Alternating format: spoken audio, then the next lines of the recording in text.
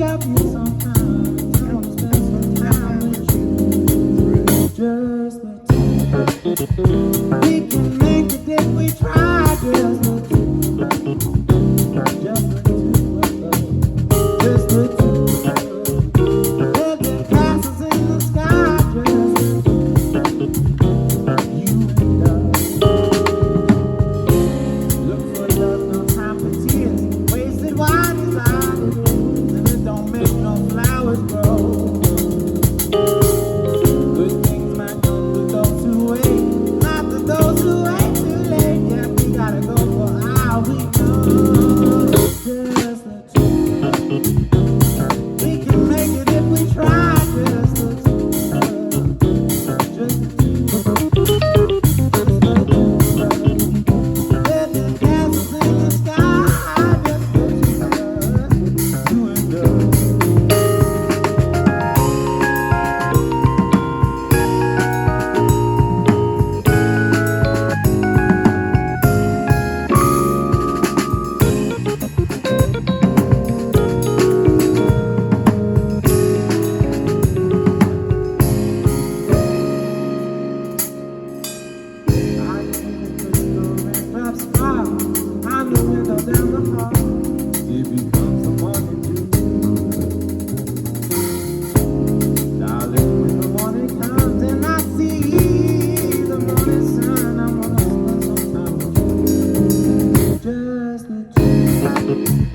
We can make it if we try. Just the truth. Just the truth. Just the truth. Living castles in the sky. Just the truth. You and I. Just the truth.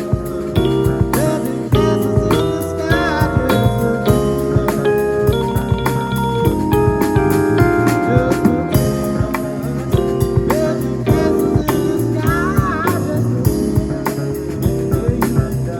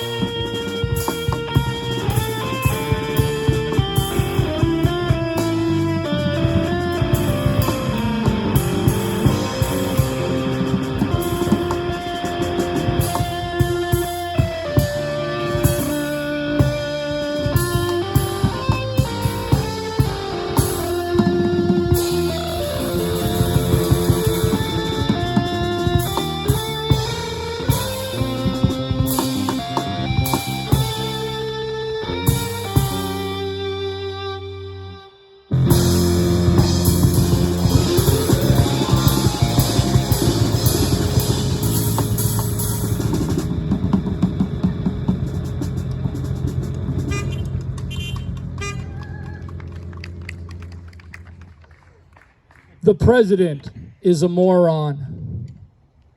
The president is a magnanimous moron. The president is a bigoted, ignorant, stupendous moron. The president is a disgustingly disgruntled despot, desperate to hold on to power type of moron. The president is a danger to our country, to our freedom. Now look around. Do you see any FBI agents, CIA, Homeland Security, any secret police goose-stepping out of the shadows to come take me away? I have just aptly insulted the leader of our country in front of a bunch of collaborators, and nothing has happened. And this is not just because I'm 3,000 miles away. I could walk down Pennsylvania Avenue, stop in front of the newly imposed walls protecting our White House, and shout these insults through a megaphone, and nothing would happen. I might be told to please not do that anymore, but am I going to be arrested as an enemy of the state? Most likely not. Now, I recognize that our Constitution is very, very flawed. That should be evident by the fact that the phrase, all men are created equal, has never meant all men are created equal. But the ideals, the theories in creating this country, that's what makes this democracy groundbreaking.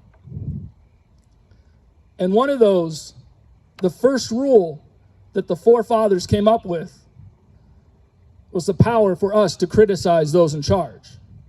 That's what freedom of speech is. That's what freedom of expression is. It's our power. It's our weapon. And it is just important today as it was back then. And a lot of the other original 12 amendments haven't aged that well. We all know about the Second Amendment, but the Third and Fourth are very outdated as well. And I'm not here to debate which amendment is more important or if there's a ranking system to them. No, there are very important amendments. The 13th, 14th, and 15th are extremely important. So is the 19th. And we are about to find out how just important the 25th is. But that First Amendment, that's the people's weapon. That's what they gave us. And this is not just me thinking it. Alexander Hamilton, James Madison, and John Jay, three writers of the Declaration of Independence, in 1787 wrote the Federalist Papers, which helped shape the Constitution. And in that, they gave us this power because they saw a country that could be easily taken over by demagoguery and tyranny. It is also a rule that most Americans can agree upon. And that's rare today, to find something that we can mostly agree upon. What's also rare is this notion that freedom of speech will always be there, because just as we have it, it can be easily taken away from us. And that is why we are gathered here tonight. I, Justin Bryant, and Slow Theater are here in this Garage Fest as a celebration of freedom of speech, that weapon against tyranny. And yes, we are going to have a lot of fun tonight. We have a live band who you can dance to when they're playing, and we have comedy who you can laugh at when they're speaking, or you can laugh at the band and dance at the comedians, but that might be awkward for everybody. So yes, it's going to be a fun time, but we also have some very important videos by some very important people in our community that are showing what freedom of speech means to them, that are telling us about the history of freedom of speech. And we also have videos from actors who are recreating famous speeches by people who have used this power to help make a better America for all. So please, join me in welcoming Slow Theater Garage Fest 2020, a celebration of freedom of speech. Thank you, and have a good time. It is. But in a free society, by definition, what that means is other people get to say what they want, even if I disagree with it. And I think what's lacking a lot in our society is that we don't listen to each other very often. And I think part of the democratic process is we need to do that so that we can create good public policy, but also by listening to each other, by listening to each other's hopes and dreams and fears, and our anxieties and our struggles. Not only can we create good public policy, but we do it because we've become more compassionate towards each other. And so in this moment, pandemic, recession, politics that are so divisive, I hope that we can all continue not only to express ourselves because it's critical to democracy, but also really start listening to each other. Because although we have an election coming up, we have a lot of struggles that we're going to have to work through together, I think for many years to come. So I just want to leave it with, on October 3rd, I hope you have expressed yourself by voting and helping this country move into a direction that is more compassionate and really honors and respects all of us. Thanks so much.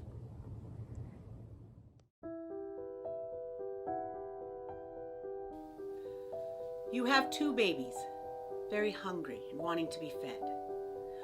One baby is a patient baby and waits indefinitely until its mother is ready to feed it. The other baby is an impatient baby and cries lustily and screams and kicks and makes everyone unpleasant until it is fed. We know perfectly well which baby is attended to first, and that is the whole history of politics.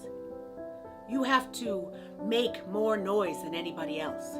You have to be more obtrusive than anybody else. You have to fill the papers more than anybody else. In fact, you have to be there all the time and see that they do not snow you under. They have said to us, government rests upon force. The women haven't force, so they must submit. Well, we are showing them that government does not rest upon force at all. It rests upon consent. As long as women consent to be unjustly governed, they can be. But directly women say, we withhold our consent. We will not be governed any longer so long as that government is unjust. Not by the forces of civil war can you govern the very weakest woman. You can kill that woman, but she escapes you then. You cannot govern her. No power on earth can govern a human being, however feeble, who withholds his or her consent. Human life for us is sacred, but we say, if any life is to be sacrificed, it shall be ours. We won't do it ourselves, but we will put the enemy in the position where they will have to choose between giving us freedom or giving us death.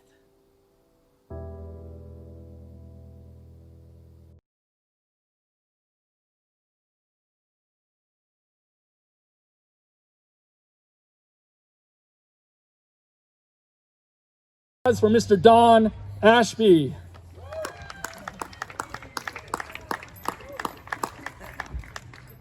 Hey there, everybody! Wow, I've never performed for vehicles before. This is fantastic. Hi, my name's Don. This is what I look like a low rent Johnny Depp, like with fetal alcohol syndrome. All right, this is going good. I'm gonna do my whole set right here. And we're gonna be edgy.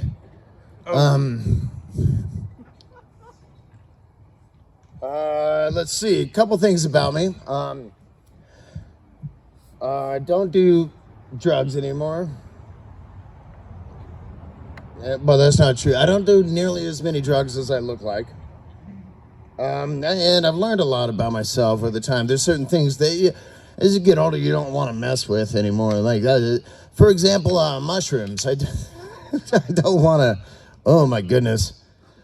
Oh my God. I don't know if you've ever been there, but it's just the emotional roller coaster. Just these profound highs and lows just back to back. Like one moment I'm just in the bathroom weeping, just fucking crying in a mirror. Like the next moment I'm laughing like a maniac.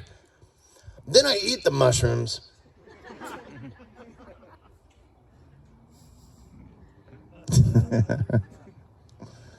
Freedom of speech is the theme tonight, and I think that's one of the beautiful things about stand-up comedy. Comedy in general is a jester gets to get away with saying more without being persecuted as much, and sometimes they're speaking truth, and that's something beautiful about comedy. I saw that early on. It's one of the things I always wanted to be a comic, you know? Even when I was a little kid, my parents were like, oh, what do you want to be when you grow up? I was like, I want to be a comedian. And they're like, oh, why don't you go with something more realistic? So I did. I went with alcoholic.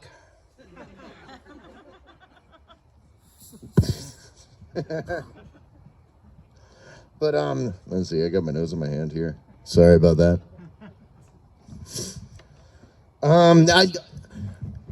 There's certain things that people ask us to think about or think in a certain way, which I find kind of frustrating and offensive. I always have since I was a child. For example, when I was younger, just a stupid question like, oh, kid, I'm in kindergarten, right? Oh, what's your favorite color? Like it matters. You know, I was enjoying all of them until now. I didn't know I had to pick one. And by the way, with the mushrooms thing, I think I've seen some colors I wasn't even supposed to see. Like, you want me to... Why is that a real question? That's a false dilemma. Like, what's your favorite... Why? No, it's important. No, it isn't. Well, you better figure it out. Why? Because that's what we're going to paint your cubicle. And your coffin, child. Buckle up.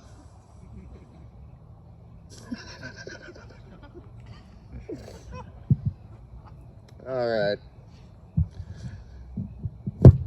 Let's get the mic out of the stand, get loose here. You guys have fun? You find fun still in these times? You better. You got to look for it. Enjoy happiness when you see it. It's difficult times. Make your own fun. There's plenty of ways to do it. Something I love to do is I like to go to like a hardware store, a Home Depot, whatever, and just buy all the mouse traps that they have. Just every single one, just a cart full, right? And as I'm pushing through with this cart full of mouse traps, casually ask the person at the register if they know of a local pet store that sells mice. Right? You gotta make your own fun. Something I like to do is just stand barefoot just outside of like shoe stores with a window there, just looking through the window longingly, like just. You got to make your own fun. I'm going to get off the stage here in a minute. I'll leave you with one last thing. Let's end on this. Mother's Day, really important holiday for a lot of moms, at least mine. And I got tired of having to go to the stationery store and pick out cards every single year. I mean, it meant a lot to her to get a card, but it meant too much work, right? So I go there once. I'm trying to be frugal, though. I'm just staring at all these Mother's Day cards, trying to figure out how much longer my mom's going to be alive. Save a buck, just get them all at once and I'm done. But I was way too optimistic. It turns out the answer was 2 because of the cancer. So I'm not selling CDs or anything after the show, but I have a lot of leftover Mother's Day cards. They're already autographed, and I also have white out because her name's on there. You can white out my cold dead mother's name. I mean, unless her name's Helen. Anyways, thank you very much for your time. My name's Don Ashby. Have a wonderful night.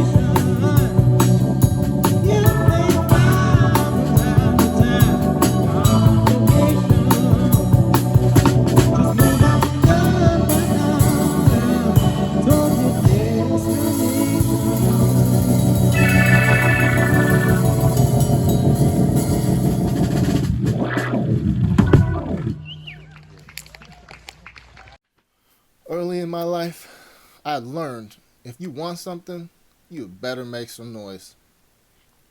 The common goal of 22 million Afro Americans is respect as human beings, the God given right to be a human being. Our common goal is to obtain those human rights that America has been denying us. We can never get civil rights in America until our human rights are first restored. We will never be recognized as citizens until we are first recognized as humans. Hey everybody, my name is Rob Davidson and I'm an author and a professor of English at Chico State and a founding member of Slow Theater. So I'm really happy to be part of Garage Fest and speak to you a little bit. I was asked to talk briefly about what freedom of expression and freedom of speech means to me, and I'm happy to do that because, you know, as an artist, that's definitely a question that I've worked with and wrestled with for a lot of my career. I'll be the first to admit, in theory, I believe an artist can attempt anything, and as long as you pull it off and convince people, you're okay. Leo Tolstoy, for example, wrote Anna Karenina, and to this day, a lot of the women I've talked to who've read that book are amazed, that he got it right, and in that sense, endorse it. In 2020, it's a tricky question, though, right? I want to talk briefly about a book. A lot of you probably have heard of it. Came out earlier this year, American Dirt by Jeanine Cummins. And it's a book that was written by a woman who identifies as white about a Mexican woman who is emigrating from Mexico to the U.S., crossing the border undocumented, and encounters all sorts of resistance, harassment, and so forth. And it got a lot of attention, right? This author got a 7-figure advance. It was picked by Oprah Winfrey for the book club. And, it looked like it was poised to become this smash success until the book started getting reviewed by Latinx authors who criticized it for a lot of reasons. But one of the most important criticisms that I saw was that essentially Jeanine Cummins didn't get it right? Her imaginative viewpoint from a Mexican woman's point of view just did not sit well with Latinx readers and authors. And that's the first point I want to make. In 2020, if you're going to, as an artist, if you're going to exercise your freedom of speech and your willingness and ability to inhabit some other person's point of view, you better ask yourself, number one, why are you doing that? And number two, you better ask yourself, are you doing it right? Or better yet, you better find readers who can read it and help you figure out whether you got it right. And if you don't get it right, you better step back and say, what am I doing? Why am I doing this? I think Jeanine Cummins actually might have known that because in her author's note, she had a quote, "I wish that somebody slightly browner than me would have written this novel." Wow. There's a lot to unpack there. And that leads to my second point. How did this even happen in our society today, that this book written by a white woman became this kind of spectacle? Number one, she uses the phrase, someone slightly browner than me. As somebody working in publishing and writing, I can tell you there are plenty of so-called slightly browner writers or, Latinx writers out there who are writing. They're already writing those books. So the question is, why did, the publishing industry single out this white woman to write this book? And that is where we get into a discussion about systemic racism and how a society has been set up, and a publishing industry in that society has been set up, mostly run by white men. There are more women in publishing than ever before, which is a good thing, but it's still a publishing industry that is definitely run mostly by white people and white men. And that needs to change. And they need to expand their scope, right? So the point I want to make about freedom of expression and freedom of speech is that, yes, an artist has that freedom to use their voice in that way, but as soon as you get endorsed by a system like the publishing industry to do that, you got to ask yourself, who's not speaking? Who's been silenced or marginalized or overlooked, right? Why are we privileging one group? And we know that in the United States, white voices have been privileged for a long, long time. The irony of that is not lost on me at this moment, by the way. But we ought to take a look at how and why that happens, right? Freedom of speech sometimes means being quiet and listening and allowing or even promoting, actively seeking out other people's voices, letting them speak, and hearing what they have to say. So those are a few thoughts on freedom of expression and freedom of speech in the arts, using just one recent example. And I want to thank everybody for being here and being part of Garage Fest, and I hope you have a great experience. I've always had questions about what it meant to be a protester, to be in the minority. Are the people who are trying to find peace, who are trying to have the Constitution apply to everybody, are they really the radicals?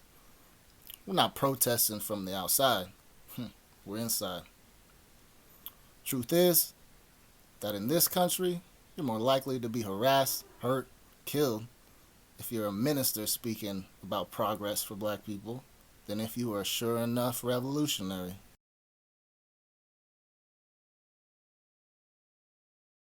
She's a triple threat, as you'll see later. She can sing and do comedy and probably dance. I don't know a third thing that she can do, but hopefully it's dance. I don't know, but she can do the first two things okay. I got them all warmed up for you, Eliza. Second night in a row, bingo, nailed it. Please, please welcome Eliza Odegaard.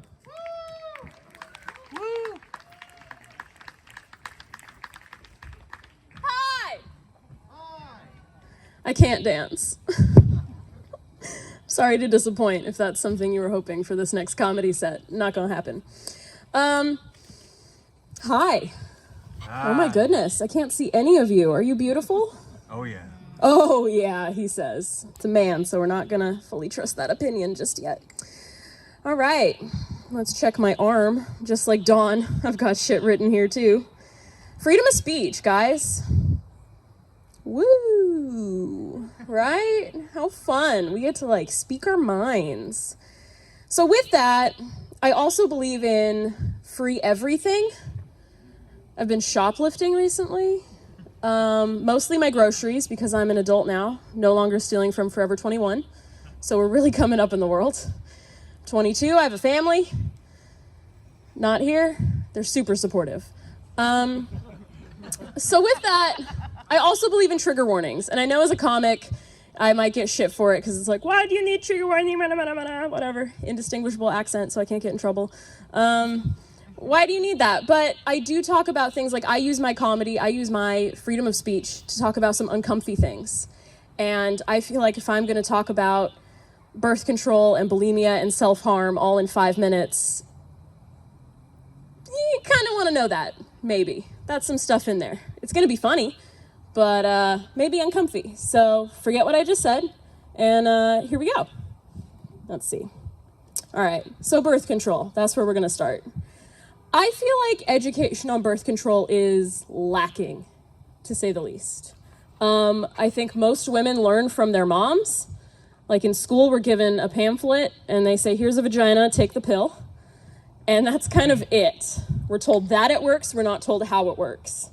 There is no like further education on that. We have to learn from our moms who got even less education, and they learned from their moms who were basically raised by Amish.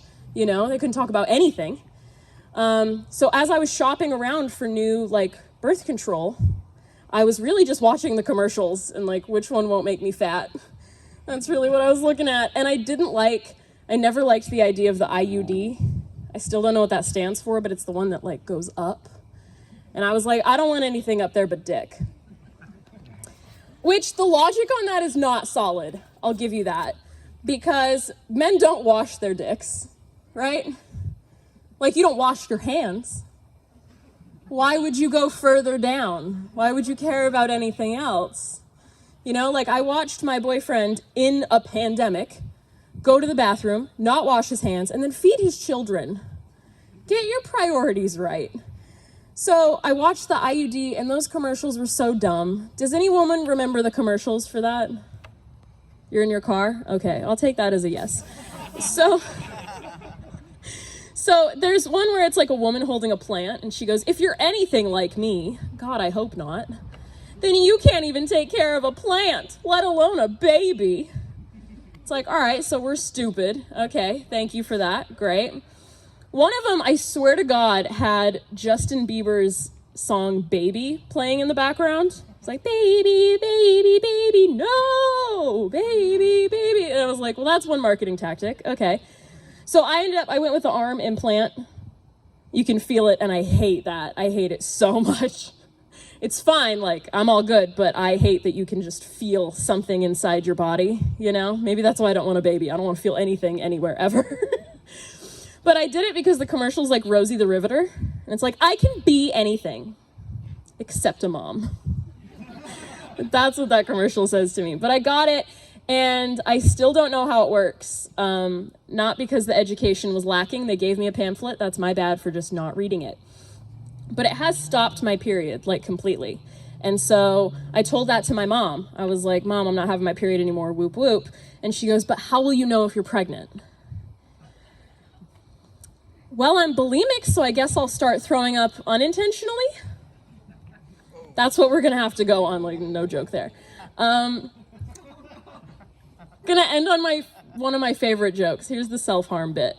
I went to therapy for a long time. That statement should probably be, I am going to therapy, but it's not yet. So I went, and my therapist saw scars on my arm, and he handed me a list of 146 alternatives to self-harm, which seemed a bit like overkill for my underkill, if I'm being honest with you. And it's things like walk your dog, you know, take a walk by yourself, meditate. None of that made the top 10. You know what did make the top 10? Just say to yourself, those scars won't look cute in the summer. I know. Bold of you to assume we're gonna make it there. As a team, you and I, Brian, you think you're that good? All right, you're up for the challenge, okay. In the top 20 was go to the zoo. I think, again, overestimating this time how long between I want to hurt myself and I'm hurting myself. It's not a 2-hour trip to Sacramento, by the way. There's not that window of time. And can you imagine going to the zoo? It said go to the zoo and rename the animals. I'm a woman with problems. What am I going to name the pandas? Manic depression? A giraffe is crippling anxiety? Like, what am I gonna do with that? People are gonna look at me and be like, you need help. And I'll say, help sent me here. Try again. I have a doctor's note. All right, that's my time. You guys have been pretty cool. Be cooler and take care of yourselves, take care of each other. Follow me on Instagram at Eliza O Comedy, and enjoy the rest of the show. Good night, guys.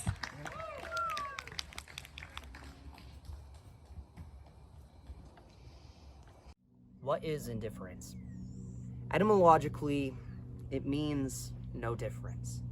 It's the strange and unusual state in which the line blurs between light and darkness, dusk and dawn, crime and punishment, cruelty and compassion, good and evil. What are its courses and inescapable consequences? Is it a philosophy? Is there a philosophy of indifference conceivable? Can one possibly view indifference as a virtue? Is it necessary to keep one's sanity, to live normally, to enjoy a fine dinner and a glass of wine while the world around you experiences harrowing upheavals? Indifference is, of course, tempting. More than that, seductive. It's so much easier to look away from the victims. It's so much easier to avoid the rude upheavals to our lives while the world around you experiences harrowing destruction. Indifference, then, is what makes a human being inhuman, to be indifferent towards their suffering.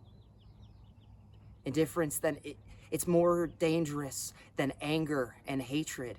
Anger can at times be creative. You can write a great poem. You can write a great symphony. You can do something for the sake of humanity just because you are angry at the indifferences you experienced. But indifference is never creative. Even hatred can elicit a response. You fight it. You denounce it. You disarm it. But indifference is never a response. It is not the beginning, but it is the end.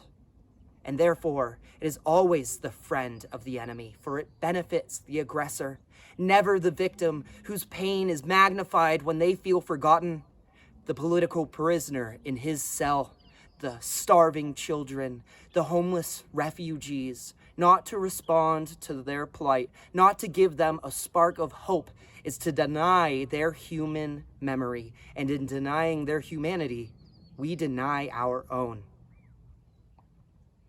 Indifference, then, is not just a sin, it is a punishment. I'm Laird Easton, professor of history at California State University, Chico. For about 27 years, I've taught modern German history, and I've been asked by Justin Bryant and the other organizer of this event to talk a little bit about the parallels between Hitler and Trump regarding freedom of speech and freedom of the press. And I'm supposed to keep it brief, and I will.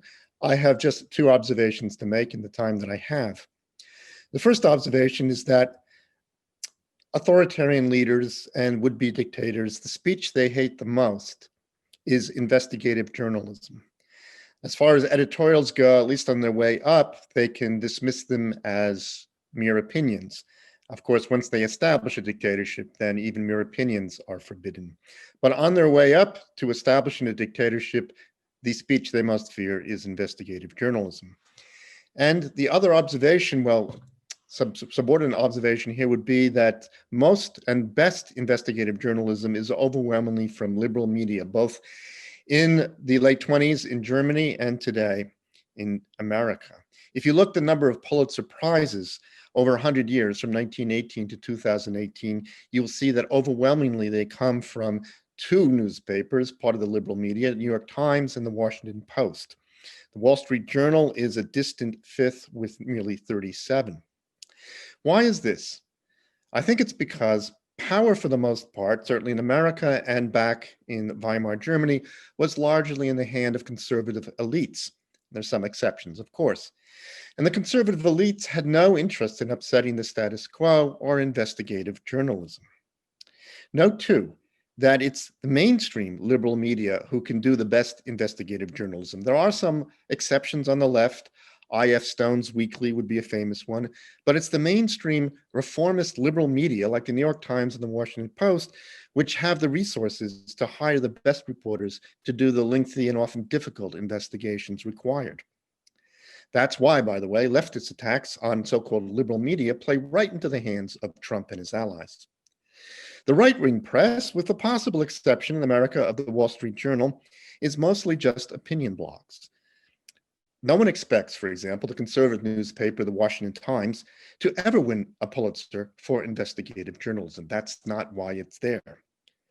The only way the right-wing media has to contest the undisputed liberal domination of investigative journalism is to claim that it's all fake news, all the product of liberal bias.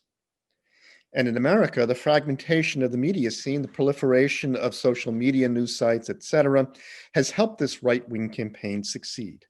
The New York Times and the Washington Post simply do not dominate the news media landscape the way they did when they broke the Pentagon Papers story or the Watergate affair.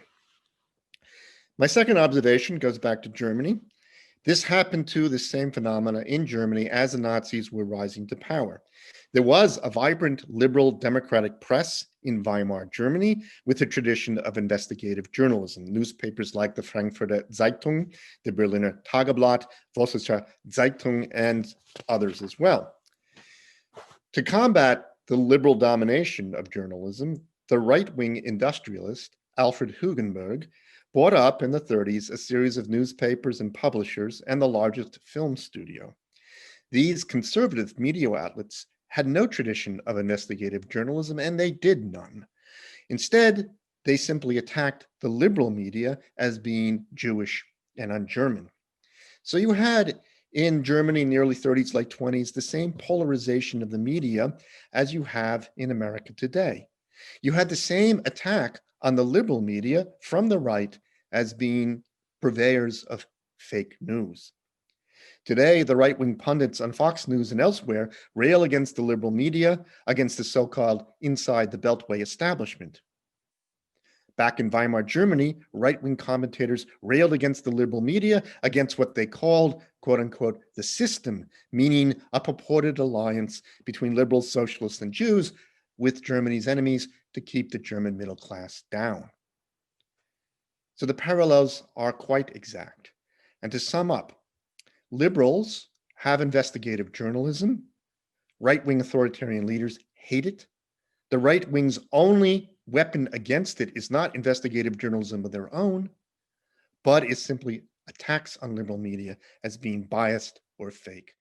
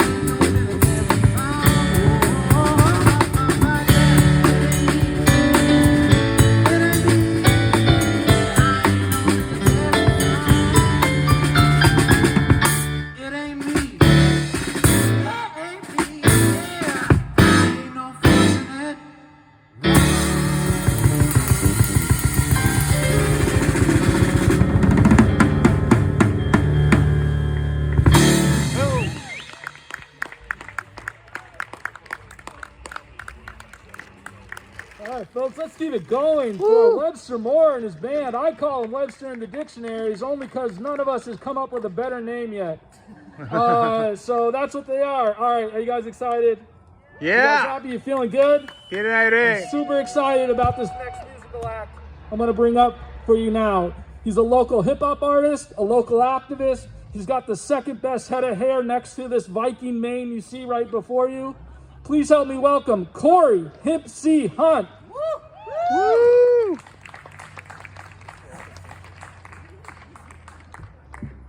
Airports, am I right? Oh. No, wrong station.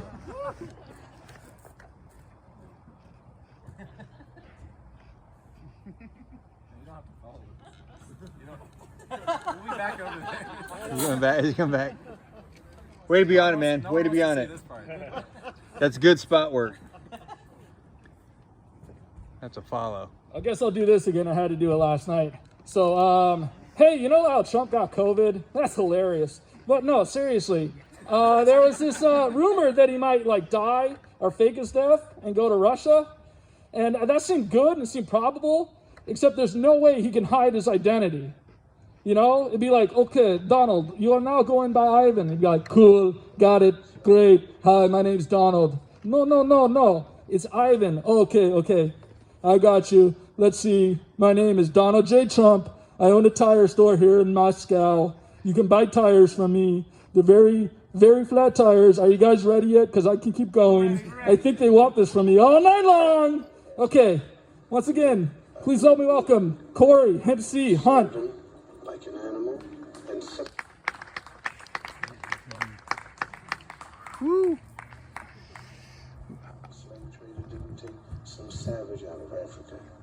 He took a human being, sold him like an animal, and separated him from his family. America invented the cruelest slavery in the history of the world because it broke up black families. After slavery was over, America kept breaking up the black man's family. Now, if you want to look history right straight in the eye, you're going to get a black eye. Because it isn't important whether a few black heroes got lost or stolen or strayed in America's history textbooks. What's important is why. First Amendment works for freedom of speech, but for them it was intended as niche. Descent to kings was no longer a thing. We had a president, a different resident. A frequency built on delinquency was bound to sink and see. But who could tell the captain off the glacier when he'll replace you for not currying his favor?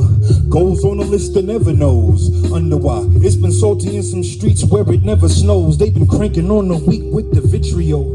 Family falling for the fake out, but I get it though. All we could really follow is our guts, and most of the shits is broke, filled with pain from things we may never know. Can dynamic puzzles for the soul even have solutions in the Constitution, though?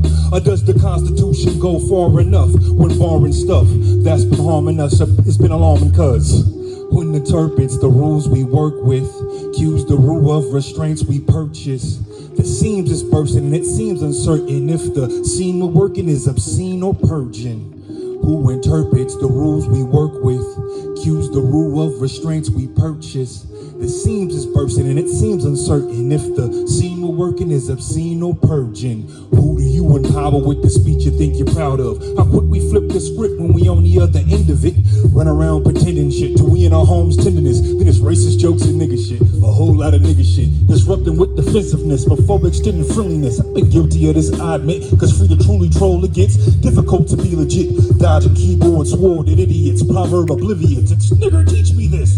Drunk off Leviticus, I swerve the riddle's kiss. Disturbed by villainous words they spilling fits. I purge the feelings. A bit more complicated when contemplating the constant hating that's dominating the conversation. If a majority of the population is unaware of its country's consummation, it makes exchanging that much more than constipated. And once you learn these sort of things, then it makes them seem like more than fucking strangeness. Cause who interprets the rules we work with, cues the rule of restraints we purchase. The seams is bursting and it seems uncertain if the scene we're working is obscene or purging. Who interprets the rules we work with, cues the rule of restraints we purchase. The seams is bursting and it seems uncertain if the scene we're working is obscene or purging. Who do you empower with the speech you think you're proud of? How quick we flip the script when we on the other end of it. Running around pretending shit till we in our homes tenderness. Then it's racist jokes and nigga shit. A whole lot of nigga shit. Rubbed in with defensiveness before extending friendliness. I've been guilty of this, I admit. Cause free to truly troll, it gets difficult to be legit. Dodging keyboard sword at idiots. Proverb oblivious. It's nigger teach me this. Drunk off Leviticus, I swerve that Rose kiss. Disturbed by villainous words they spilling fits. I purge the feeling. It's a bit more complicated when contemplating the constant hating that's dominating the conversation. If a majority of the population is unaware of its country's consummation, it makes us changing that much more than constipated. And once you learn these sort of things, then it makes this world seem like it's full of more than strangeness. Thank you.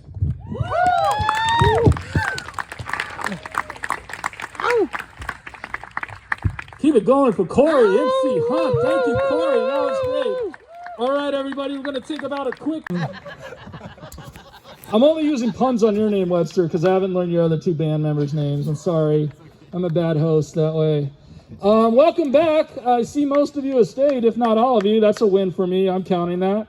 That's good. We're having a good time. Welcome back to the second half of our show. We are going to start out with this, well, I wouldn't exactly call him young, but this gentleman I found behind the alley at Ray's Liquor, high on Whippets, but he's got the voice of an angel and the brain of an also angel, and also the wings of an angel that he might show you if you're lucky enough. Please welcome Mr. Hank Duke. Thank you very much. We got a resounding applause there, I think. Thank you very much. Trying to establish a rapport with the crowd here. Not sure who's in the front row there. Different types of vehicles. We got a Mazda over there. It's a good car. All right. Honk your horn if you've... I'm just kidding. Don't honk your horn. No. Police are coming. We spoke too freely with our horns. I'm going to play a couple songs for you. Jeez, what should I play? Boy. Turn it up. Turn it off. All right, that's the joke because normally, you know, he says turn it off, turn it up. All right. Anyway, I'm gonna play some songs. We're gonna have a good time, I think. This first song is sort of a parody cover of a song called Sloop John B by the Beach Boys, you may remember. And it's more about this year we're living in, how it's you know, we're all stuck on sort of a trip that never ends, on some rough seas, getting seasick, vomiting over the side in Hawaii 7 times, and then all the rest of the tourists are looking back at you like, oh, that was the guy that vomited 7 times. And you're like, this is the worst trip I've ever been on. Can't get off this trip. Anyhow, I'll play the song, I guess. All right.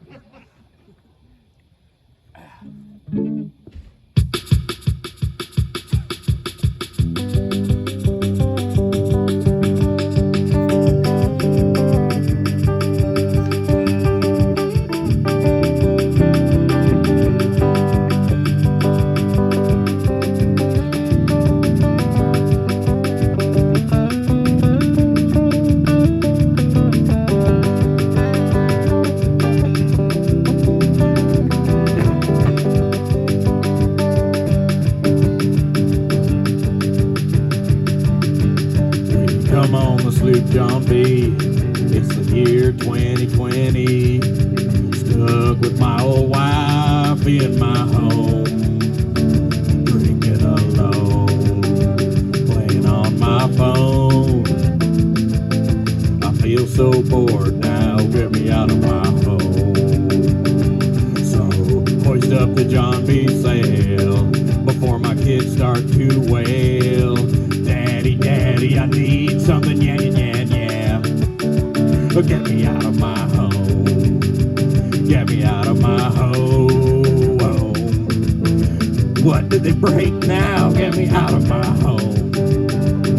So I went to the bar to get drunk. Locked my keys in my trunk.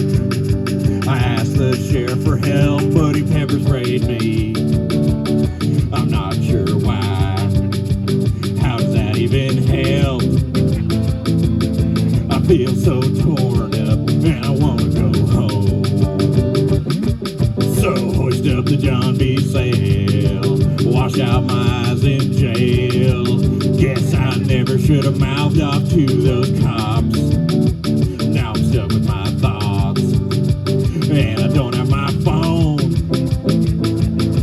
Boy, I really wish I'd never left home. My wife, she had a fit. I missed dinner with her and the kids.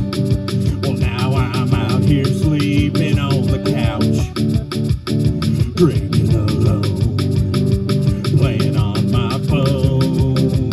Yeah, well, I'm so bored, get me out of my home. So hoist up the John B. sail. 2 weeks since I checked the mail. I got a cocktail in a jar, it should be here soon. I ordered it online. I think I'm gonna be fine. I guess this is my life, no one stays at home.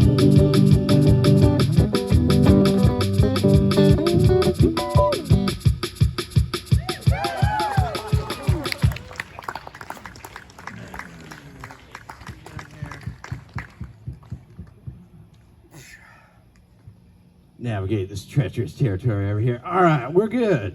Next song. You know, I thought about some thoughtful sort of things I could say about freedom of speech, but you know, I thought the best thing to do is to just play that song I wrote called Mustache Man. So that's what we're going to do tonight.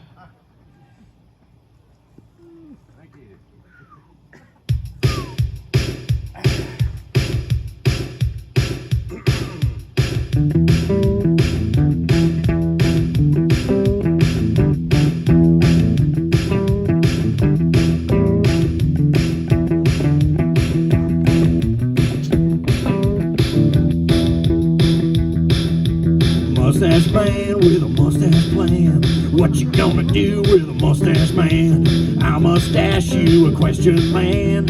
What you gonna do with a mustache man? Fucking mustache man. Mustache woman with a mustache man. What's she gonna do with a mustache man? Well, I must ask you a question, ma'am. What you gonna do with a mustache man? Mustache man. Yeah. Get it.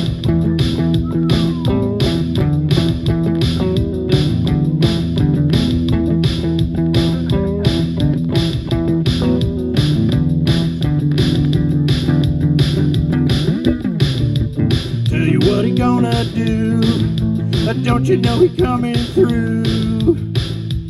Well, he's going to the bank. He going to the ATM. He gonna make a deposit, but it ain't money. It's a mustache man.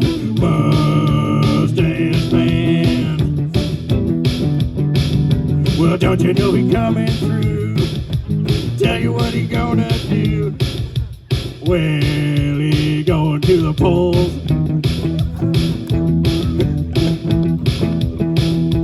He gonna vote. He gonna fill in his ballot, 'cause he can't go to the polls. So then he mailed it in. But before he mailed it in, right under president, he wrote in a name. But it wasn't a name. It was Mustache Man. Mustache Man. Skidoo-doo-doo-doo-doo, Mustache Man. Skidoo-doo-doo-doo-doo, Mustache Man. Thank you.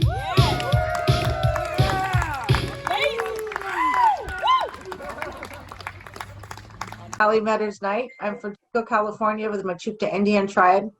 And here in California, what I do is promote traditional ecological knowledge, TEK.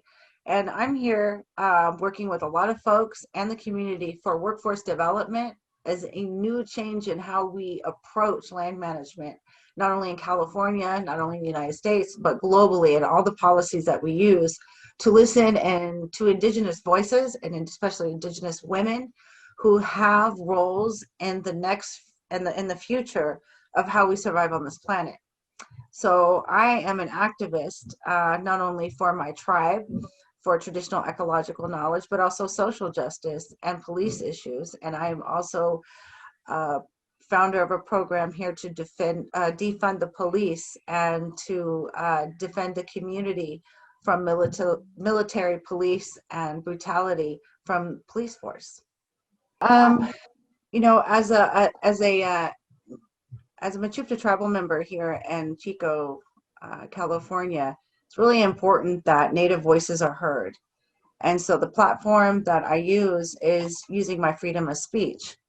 And what's necessary for me and my work that I do, which is pretty much promoting TEK, traditional ecological knowledge, as a land management workforce, and working with tribes and the communities to do land management and using traditional techniques of land management that's been used for thousands of years, especially here in California.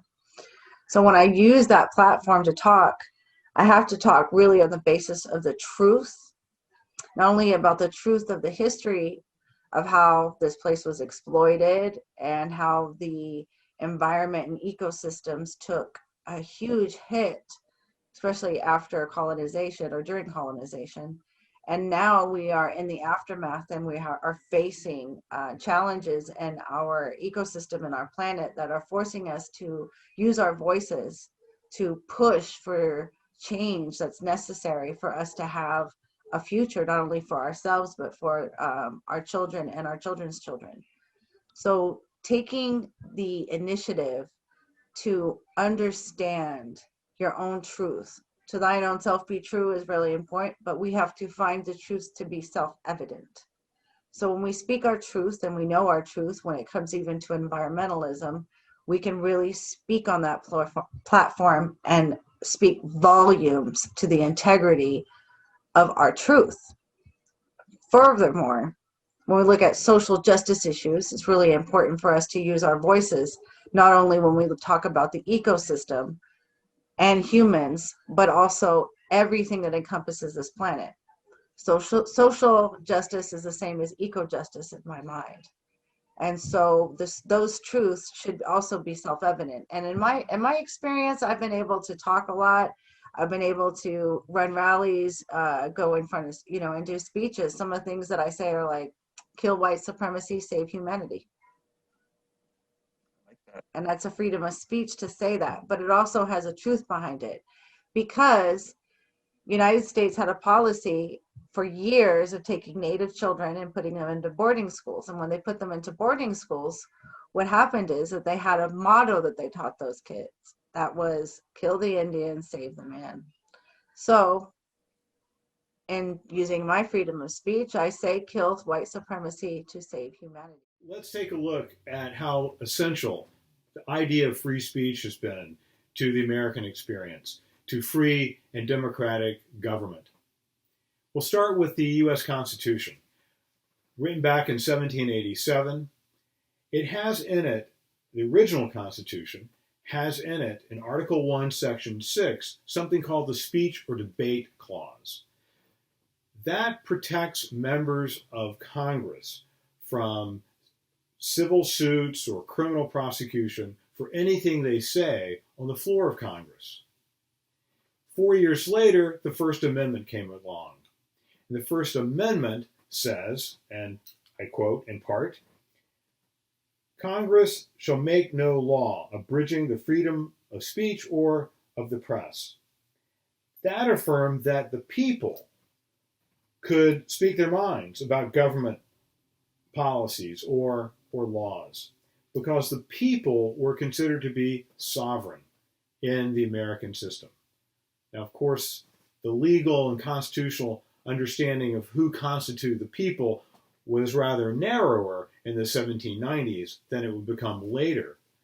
But it set this precedent that the people are sovereign and they can speak their minds. It's not just members of Congress, but ordinary folks out there in the hinterlands. As James Madison, who framed the First Amendment, put it, quote, If we advert to the nature of Republican government, we shall find that the censorial power, the power to censor, is in the people over the government, not in the government over the people. It's crucial to note that while the First Amendment prevents the federal government from abridging freedom of speech, state governments still could do so in the 1790s or 1820s or 1830s. The First Amendment only applies to actions by Congress, not by state legislatures.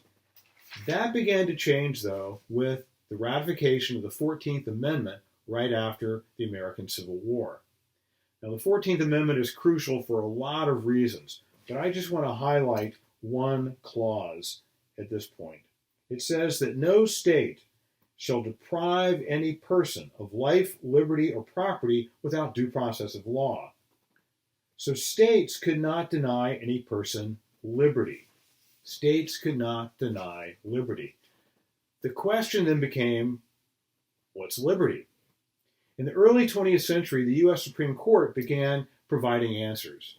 In a 1931 case about a California law banning the display of red anarchist flags, Chief Justice Charles Evans Hughes declared, quote, "The conception of liberty under the Due Process Clause of the 14th Amendment embraces the right of free speech." As Justice Benjamin Cardozo later put it, First Amendment rights were, quote, "the indispensable condition," unquote, of nearly every other form of freedom. And by the way, note that speech isn't just about utterances, it's also about other forms of expression, like displaying red anarchist flags. This kind of right was something that was protected by the 14th Amendment. It constituted the liberty protected by the 14th Amendment. Over time, then, free speech evolved. It's not just about protecting what members of Congress do on the floor of the House or the Senate. It's about what ordinary folks say. And it can't be restricted by the federal government or by state governments or localities. By the way, Justice Benjamin Cardozo was a Democrat, and Chief Justice Charles Evans Hughes was in fact the Republican candidate for president in 1916. So this was not then, nor should it be now, a partisan issue.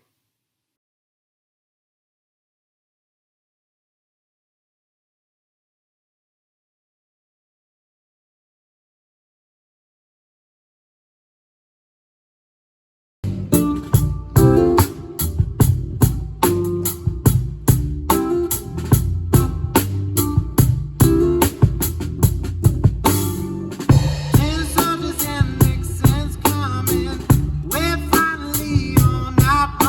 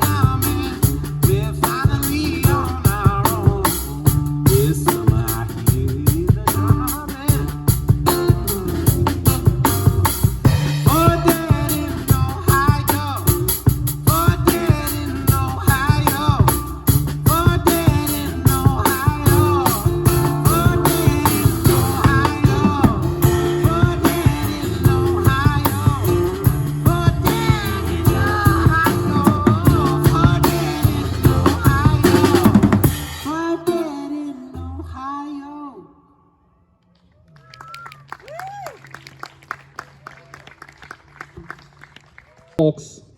We go back like that, me and him.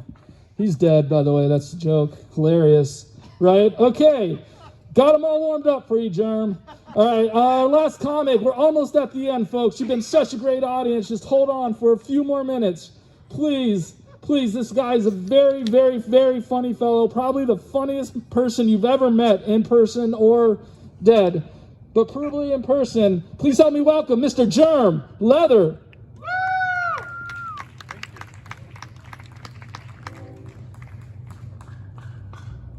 Always good to have an intro that you can't possibly live up to.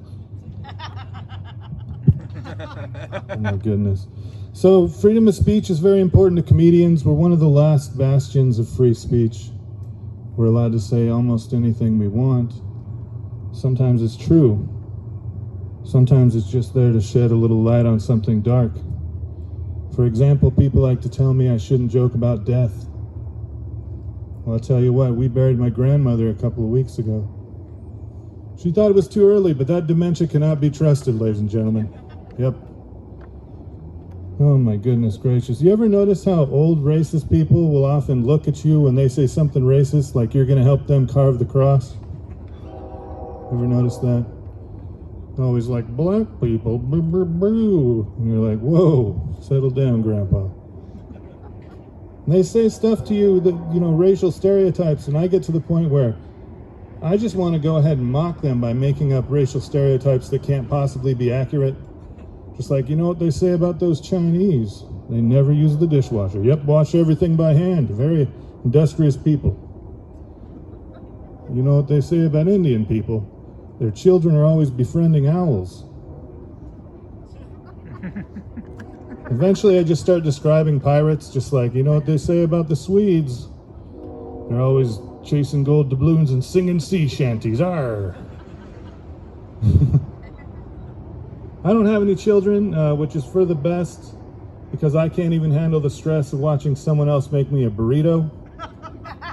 So I go to Chipotle, I'm like, more sour cream, more cheese. Ah, screw it, start over. You gotta start over. Gotta take a Xanax before I go to Chipotle is my point. But if you think about it, children are essentially just pets that will grow up and be able to tell people how messed up you are. Like, that's the worst idea I've ever heard of. We spend 10 years teaching a child to talk, and then the rest of their life hoping they just shut the hell up. No, but if my cats could talk, I'd have to kill every one of them because they know too much. They've seen too many things, and I can't afford the therapy, if I'm honest with you. Yeah. So I know that I'm getting older, and the way that I've noticed I'm getting older is kind of odd. I've noticed that I'm starting to have sympathy for the women in the porn that I watch. Yeah, that's a weird one. I go from daddy to dad really quickly. Just like, sure, she can take 3 dicks at once, but how many dicks to achieve her dreams? Or, oh my goodness, her nipples are so hard. It's chilly in there. Somebody get her a light sweater. Or he should be wearing a condom. It's not safe. She's got a life ahead of her. Or she should finish high school. No. It just gets worse and worse. You guys ever notice the disparaging difference in the amount of time and money put into sex toys for women versus sex toys for men? I like to imagine like a boardroom with a bunch of sweaty men in it, just looking at each other like it's almost dildo season. What have you got for the women, Simmons? Simmons stands up, he's like, well, we've got a dildo that the inside of it spins around and there's little feelers that shock her butthole while she uses it. Oh my God, Simmons. You're gonna be CEO someday. Johnson, what do you got for the men?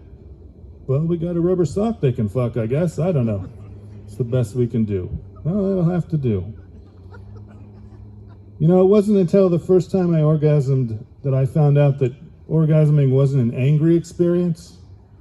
I watched a lot of porn, and unfortunately, a lot of guys in porn orgasm like this. Ah, fuck you, Linda! Like they're always mad, they're always raging against Linda for some reason. I watch a lot of Linda-based porn. Maybe that's just me. Could just be me. I don't know. But I look around this crowd and I do see a lot of beautiful women. And I tell you what, beautiful women are a lot like lobsters. They're an expensive choice for a date. They tend to scream when you drop them in boiling water. That's the truth right there. Take it and fly. Take it and fly. So I've been thinking about what I'm going to do if this whole comedy thing doesn't work out, and obviously it's going to work out. I mean, look at me. Look where I am, performing for a bunch of automobiles.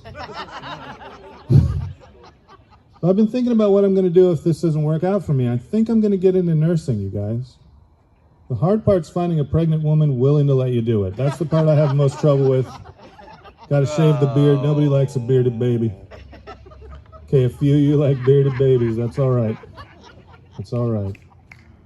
I'm going to leave you with just one thing. I recently learned that I'm a lot like a bra, you guys.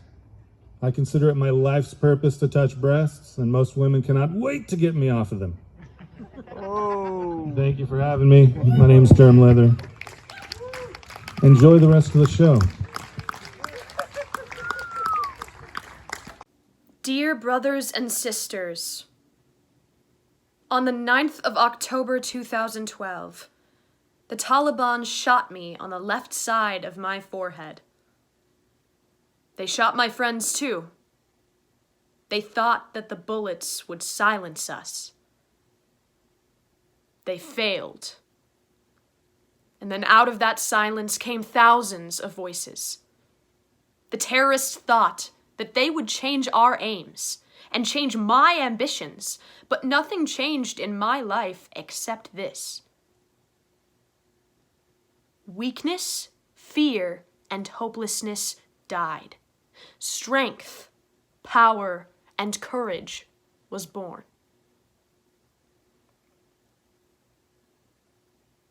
I am the same Malala. My ambitions are the same. My hopes are the same. My dreams are the same. Dear brothers and sisters, I am not against anyone, nor am I here to speak in terms of personal revenge against the Taliban or any other terrorist group. I am here to speak up for the right of education for every child. I want education for the sons and the daughters of all extremist groups, especially the Taliban. We realize the importance of light when we see darkness. We realize the importance of our voice when we are silenced. In the same way, when we were in Swat, the north of Pakistan, we realized the importance of pens and books when we saw the guns. I remember there was a boy in our school who was asked by a journalist, "Why are the Taliban against education?" He answered very simply and pointed to his book and said, "A Talib doesn't know what is inside this book." They think that God is a tiny little conservative being who would send girls to the hell just because of going to school. The terrorists are misusing the name of Islam and Pashtun society for their own personal benefits. Pakistan is a peace-loving, democratic country. Pashtuns want education for their daughters and sons.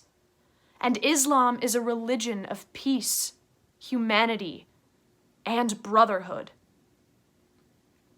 Islam says that it is not only each child's right to get an education, rather, it is their duty and responsibility. Hi, I'm Tracy Butts, Interim Dean of the College of Humanities and Fine Arts and Professor of American and African American Literature at California State University, Chico. I've been asked to speak briefly about what free speech means to me, especially in an academic environment. As a Black woman, the importance of free speech is not lost on me. Yet, we know that free speech is a misnomer, for it is anything but free. Of greater concern to me, however, is who bears the cost of individuals exercising their right to free speech. Almost always, and without fail, it is members of minoritized and marginalized communities. On college campuses, often our response to what some perceive as an attack on free speech is to encourage folks to engage in more speech, to engage in difficult and courageous conversations. But this ignores the fact that the playing field is not equal, has never been equal. Members of minoritized and marginalized groups are at a disadvantage. In fact, many groups have been systematically denied the right to engage in free speech. Despite having been in this country for over 4 centuries, African Americans have enjoyed free speech for about 50 years, and even then it has not been wholly free nor without limitations. Oftentimes, they fall victim to the very legislation enacted to protect them from hate speech. Even in the 21st century, I can't help but think of the criticism lobbied at presidential candidate Barack Obama for attending Reverend Jeremiah Wright's church. Obama was pressured to denounce and disavow his pastor and later withdrew his membership from Wright's church because some people were upset that Wright exercised his right to free speech and made what some deemed to be inflammatory remarks about the United States. We need look no further than language to illustrate this point. There are scores of words that demean and dehumanize people of color and other marginalized groups. Yet, there aren't words that inflict the same sort of psychic harm on white folks, with the exception of words like racist, white supremacist, and maybe conservative. Yet, even those words don't call into question the person's humanity, their very right to exist. They merely highlight actions that others deem inappropriate and unacceptable. Yet we know that there are challenges to free speech on a daily basis, and they're not always launched only by individuals on the left trying to police people's use of hurtful and offensive language. I mean, take, for example, the liberal studies student who refuses to read a young adult novel about the LGBTQ community because they are offended and don't believe in same-sex relationships. Or the white student who disrupts class because they're tired of discussing topics like slavery that attempt to make them feel guilty for things they feel they didn't do. Or the conservative student who secretly films his teacher and uploads the video to the web, necessitating and his professor having to have a police escort to class. Make no mistake about it, these acts of resistance are also rooted in violence. Yet, right, they don't provoke the same kind of response that we get when we often see members of minoritized or marginalized groups exercising those same rights to free speech. And that certainly makes us wonder, why the difference in reaction? Again, when we ask minoritized and marginalized individuals who can see with their very own eyes and know from firsthand experiences the limitations of free speech, when we ask them to engage in these conversations, we're asking them to bear the cost, to suffer through yet another painful and psychically damaging conversation with people who can argue dispassionately about a topic because they have no skin in the game. I can't help but think of this quote often attributed to James Baldwin as I attempt to wrap this up. And the quote goes, "We can disagree and still love each other unless your disagreement is rooted in my oppression and denial of my humanity and right to exist." Baldwin's quote seems to me like a good place to start the conversation. Otherwise, when we ask members of minoritized and marginalized groups, right, who've been silenced for far too long, right, to engage in free speech with people who have no skin in the game, we're asking them to show up to a gunfight with sticks. Thanks.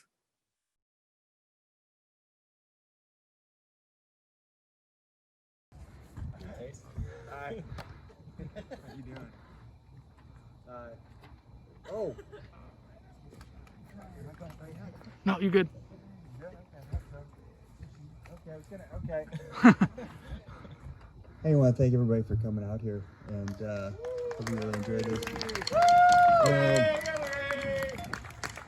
I'm going to tell you a little bit, I guess first I'll tell you a little bit about this song that Eliza's going to sing. I'm trying to think what year this was. I think it was like 2006 or something. The Dixie Chicks were in London. They were the Dixie Chicks then, they're the Chicks now. They were in London playing, and some people were kind of booing them because of America's involvement in the war. And they're like, hey, we don't agree with the war either, you know. And they also said some bad things about President Bush being from Texas. Now they're really kind of ashamed that they were from the same state. And country music banned them. Country music turned their back on them, shunned them. Radio stations wouldn't play them. Then they came back a few years later with this album, Not Ready to Make Nice, and showed that they could sweep the Grammys without country music's approval of what they said. This is a song about threats on the life of Natalie Maines, the lead singer, and how they're not ready to back down. But I'm gonna do this quote. I did this quote at the end last time. I want to do this quote really quick.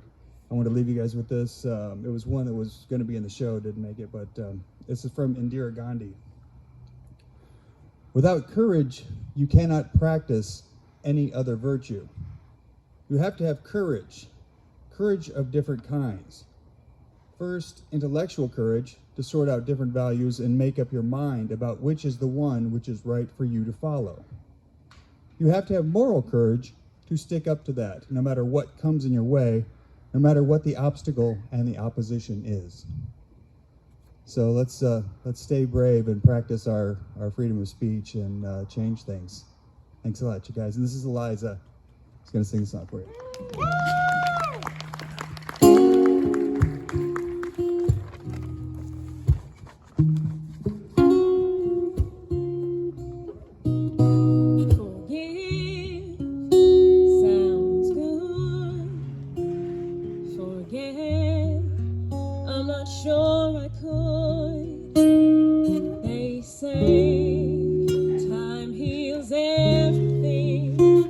But I'm still waiting.